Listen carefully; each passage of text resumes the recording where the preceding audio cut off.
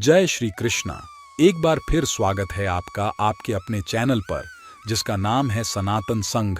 मित्रों, आज हम अपने दूसरे अध्याय के 4 श्लोक का ज्ञान प्रस्तुत करने जा रहे हैं जो भगवान कृष्ण के द्वारा कहे गए हैं। तो आइए सुनते हैं। आश्चर्यवत् पश्यति कश्चिदेन माश्चर्यवद्वदति तथैव चान्य आश्चर्यवच्चैनमन्यः शृणोति श्रुत्वाप्येनं वेद न चैव कश्चित्। कुछ लोग आत्मा को अद्भुत देखते हैं, कुछ इसे अद्भुत बताते हैं और कुछ आत्मा को अद्भुत सुनते हैं, जबकि अन्य सुनकर भी इसे बिल्कुल नहीं समझ पाते हैं। श्री कृष्ण कहते हैं, पूरी दुनिया अद्भुत है, सबसे छोटे परमाणुओं से लेकर सबसे बड़ी आकाश गंगाओं तक, क्योंकि वे सभी ईश्वर की अद्भुत रचनाएं हैं। एक छोटा सा गुलाब का फूल भी अपनी बनावट, गंध और सुंदरता में अद्भुत होता है। सबसे अद्भुत तो स्वयं परमेश्वर हैं। ऐसा कहा जाता है कि अनंत शेष दिव्य 10,000 सिर वाला सांप जिस पर भगवान विष्णु रहते हैं, सृष्टि की शुरुआत से ही भगवान की महिमा गा रहे हैं और अभी भी उन्हें पूरा नहीं किया है। आत्मा ईश्वर का एक अंश होने के कारण संसार की वस्तुओं से अधिक आश्चर्यजनक है, क्योंकि यह भौतिक अस्तित्व से परे है। जिस प्रकार ईश्वर दिव्य है, उसी प्रकार उसका अंश आत्मा भी दिव्य है। इस कारण से आत्मा को समझने के लिए केवल बौद्धिक कौशल पर्याप्त नहीं है, क्योंकि आत्मा के अस्तित्व और प्रकृति को समझना कठिन है।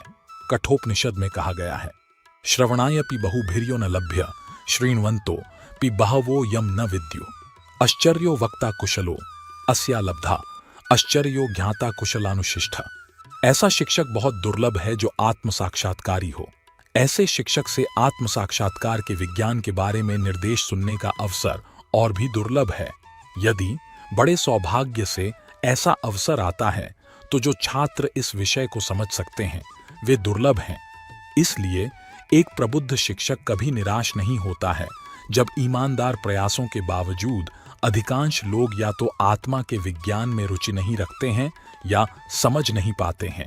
देहि नित्यम अवध्योयम देहे सर्वस्य भारत तस्मात् सर्वाणि भूतानि न त्वं शोचितुमर्हसि। श्री कृष्ण ने कहा, हे अर्जुन, शरीर के भीतर रहने वाली आत्मा अमर है, अतः तुम्हें किसी के लिए शोक नहीं करना चाहिए। अक्सर अपनी शिक्षाओं के दौरान श्री कृष्ण कुछ श्लोकों में एक अवधारणा की व्याख्या करते हैं और फिर उन शिक्षाओं का सारांश बताते हुए एक श्लोक कहते हैं। यह श्लोक स्वयं की अमृता और शरीर से इसके भेद पर निर्देशों का सारांश है। स्वधर्ममपि चावेक्ष्य न विकम्पितुमर्हसि धर्म्याधि युद्धात् श्रेयोन्यत क्षत्रियस्य न विद्यते। इसके अलावा एक योद्धा के रूप में अपने कर्तव्य को समझते हुए तुम्हें विचलित नहीं होना चाहिए। वास्तव में एक योद्धा के लिए धार्मिकता को कायम रखने के लिए लड़ने से बेहतर कोई कार्य नहीं है। वेदों के अनुसार स्वधर्म एक व्यक्ति के रूप में उसका कर्तव्य है। स्वधर्म या व्यक्ति के लिए निर्धारित कर्तव्य 2 प्रकार के होते हैं, पर धर्म या आध्यात्मिक कर्तव्य और अपर धर्म या भौतिक कर्तव्य। अपने को आत्मा समझकर ईश्वर से प्रेम करना और भक्तिपूर्वक उसकी सेवा करना ही कर्तव्य बताया गया है। इसे परधर्म कहा जाता है। हालांकि चूंकि मानव जाति के विशाल बहुमत के पास यह आध्यात्मिक दृष्टिकोण नहीं है, वेद उन लोगों के लिए भी कर्तव्य निर्धारित करते हैं जो स्वयं को शरीर के रूप में देखते हैं। इन कर्तव्यों को व्यक्ति के आश्रम जीवन में स्थान और वर्ण व्यवसाय के अनुसार परिभाषित किया गया है। उन्हें अपरा धर्म या सांसारिक कर्तव्य कहा जाता है। भगवद गीता और वैदिक दर्शन को बड़े पैमाने पर समझते समय आध्यात्मिक कर्तव्यों और भौतिक कर्तव्यों के बीच इस अंतर को ध्यान में रखा जाना चाहिए।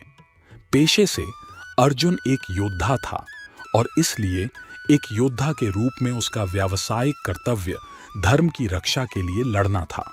श्री कृष्ण इसे स्वधर्म या शारीरिक स्तर पर निर्धारित कर्तव्य कह रहे हैं।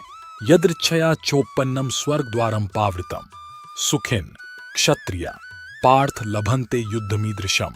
हे पार्थ, वे योद्धा धन्य हैं जिनके लिए धर्म की रक्षा के ऐसे अवसर बिना मांगे आते हैं जो उनके लिए दिव्य निवासों की सीढ़ी खोल देते हैं। समाज की रक्षा के लिए योद्धा वर्ग सदैव संसार में आवश्यक रहा है।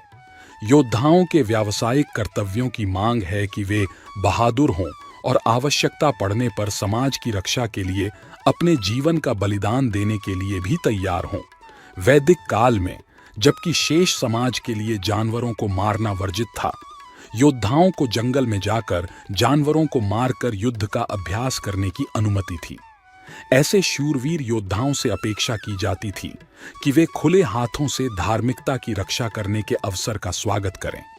उनके कर्तव्य के निर्वहन को इस जीवन और अगले जीवन में एक पुण्य कार्य के रूप में पुरस्कृत किया जाएगा।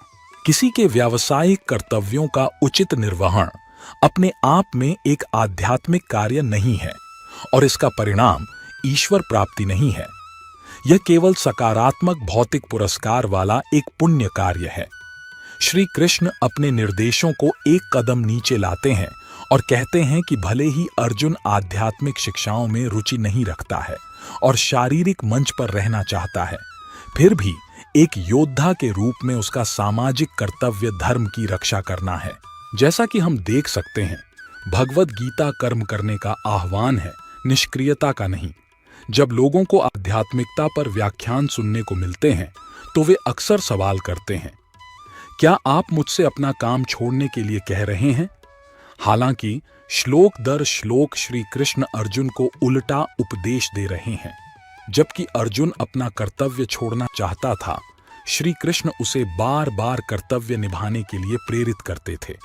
श्री कृष्ण अर्जुन में जो परिवर्तन देखना चाहते हैं वह उनकी चेतना में आंतरिक परिवर्तन है, कर्मों का बाह्य त्याग नहीं। अब वह अर्जुन को अपना कर्तव्य छोड़ने के परिणामों के बारे में बताते हैं। तो मित्रों, आशा है कि आपको इस अध्याय के चारों श्लोक का ज्ञान प्राप्त हो गया होगा। और अगर आपको वीडियो पसंद आया है तो वीडियो को लाइक और शेयर करें और साथ ही अपने इस चैनल को सब्सक्राइब करें। मिलते हैं अपने अगले वीडियो में कुछ नए श्लोकों के साथ। तब तक के लिए जय श्री कृष्णा।